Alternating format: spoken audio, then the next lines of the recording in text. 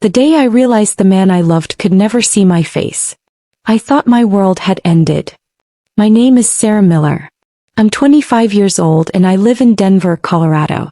On the outside I look like a normal young woman, busy with work, friends, and a family that expects too much. But inside, my heart has been living with a secret I never thought I'd share. I didn't plan to fall in love with someone who could never look into my eyes. I didn't plan to give my heart to a man who has never seen a sunrise, a photograph, or even the smile I give him when he makes me laugh. But sometimes love doesn't ask for permission. It just happens. And when it does, it shakes your entire world. The first time I heard Ethan's voice, I froze. It wasn't just the words he said, but the way he said them.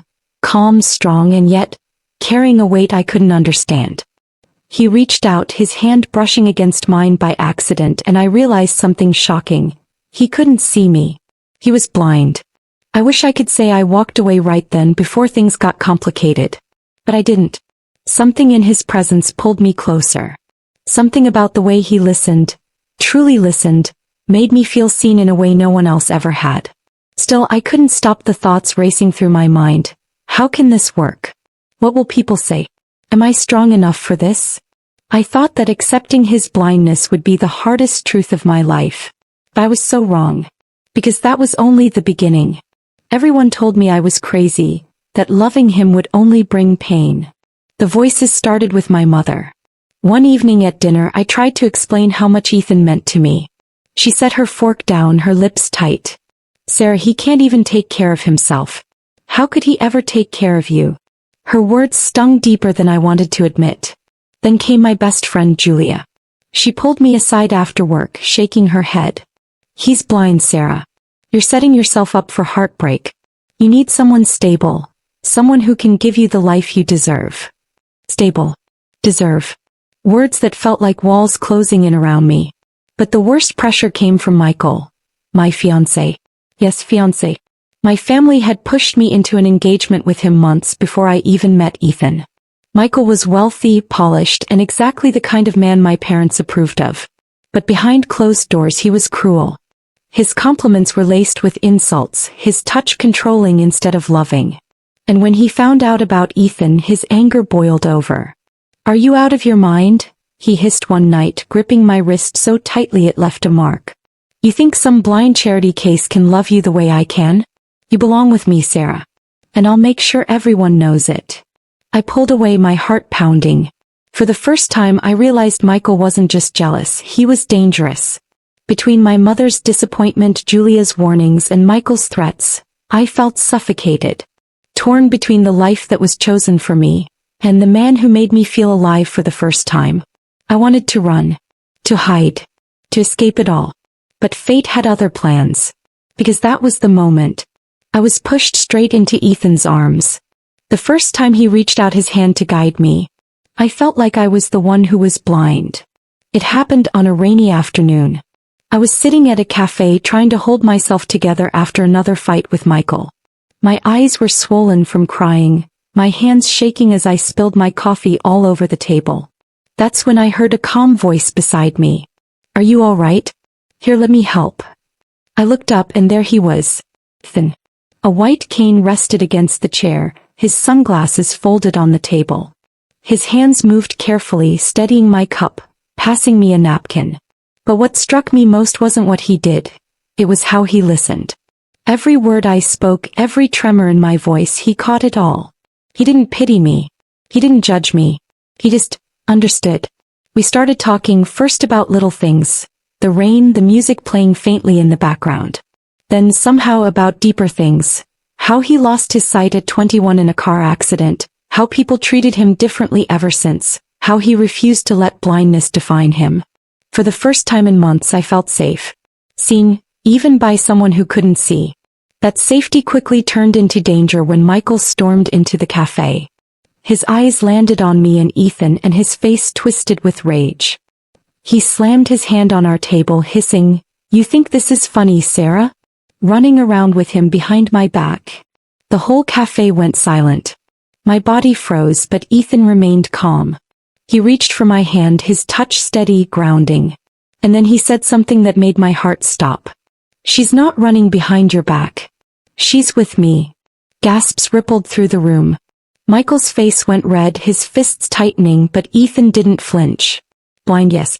Weak never. In that single moment Ethan made a stand. For me.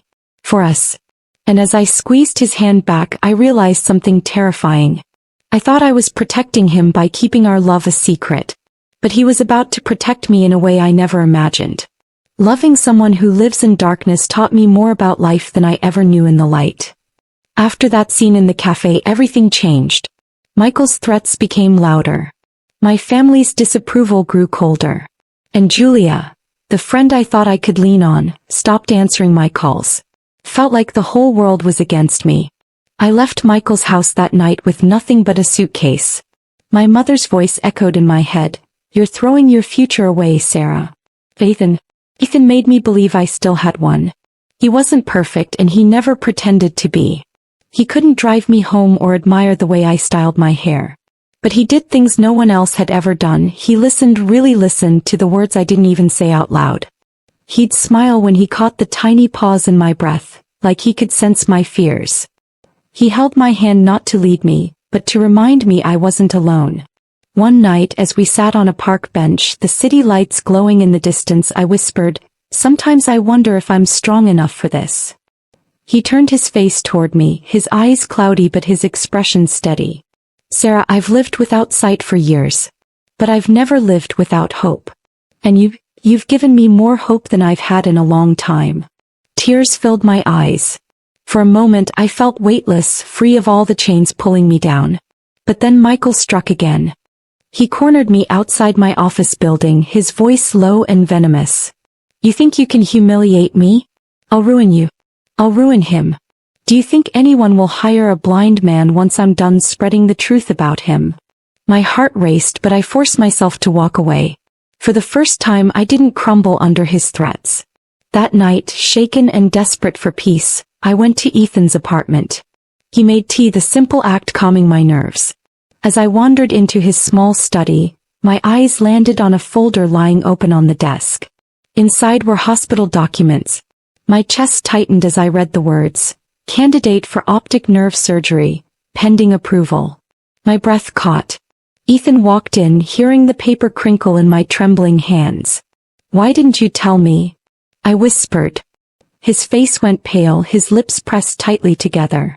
Finally he sighed. "Because I didn't want you to love me for the hope of who I might be. I wanted you to love me, for who I am right now." The room spun. My heart ached. I didn't know whether to pray for his sight to return, or fear that if it did I might lose him forever. When the man I once promised to marry showed up at Ethan's door, I knew the fight I'd been avoiding had arrived. It was late evening. The air was still, the apartment quiet. Ethan and I had just finished dinner when a loud knock shook the door. My stomach dropped even before I opened it. "Michael." He pushed his way inside, his eyes burning with fury. "This ends tonight, Sarah." His voice was sharp, cold. "You're coming home with me." I stepped back, but Ethan rose from his chair, steady and unshaken. "She doesn't belong to you," he said firmly, his voice carrying a weight that made even me pause. Michael laughed cruelly. You think you can protect her? You can't even see me." Ethan didn't flinch. He moved closer, his hand brushing against the wall for guidance, but his tone never wavered. "I don't need sight to know the difference between love and control. Sarah deserves better than a man who uses fear as a weapon." Michael turned to me, his face twisted with rage. "Think, Sarah. You'll regret this. With me you'll have security, money, respect. With him you'll have nothing but struggle." The words echoed in the room, but for the first time they didn't shake me. I looked at Ethan, strong, flawed, unafraid, and then at Michael, dripping with greed and bitterness. My voice trembled, but it carried every ounce of truth I had left.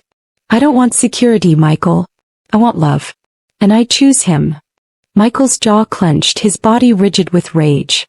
I knew I had just shattered every chain he thought he held over me.